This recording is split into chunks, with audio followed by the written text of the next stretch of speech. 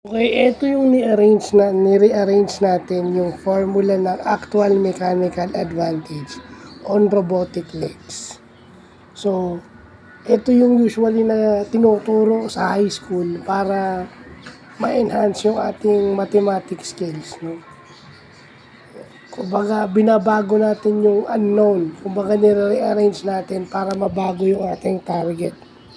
Diba? So, ayan yung formula niya. Una kong hinanap yung R. So, ayan yung formula ng R. Then, yung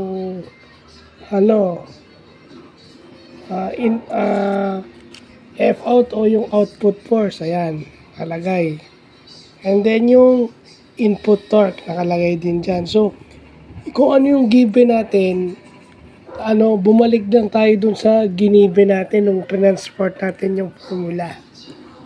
Pag ni-arrange kasi natin yung formula, ang lalabas, hinanap natin AMA. So, pag ni-arrange mo yung formula, ilalabas din nga yung given.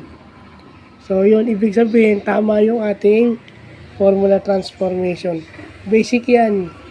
At karamihan ng mga estudyante nahihirapan dyan. Kasi nga, siguro tinuturo ng teacher pero hindi naman natututukan sa bahay. At yung mga private tutors, kagaya may tutor ako dati. Siya si Tito Molly, isang engineer pang magaling sa math. Yan yung in-emphasize niya sa akin.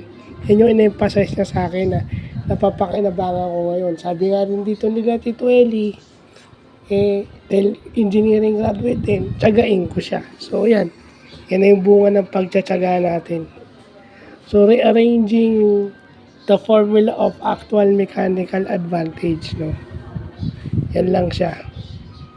So, yun lang po.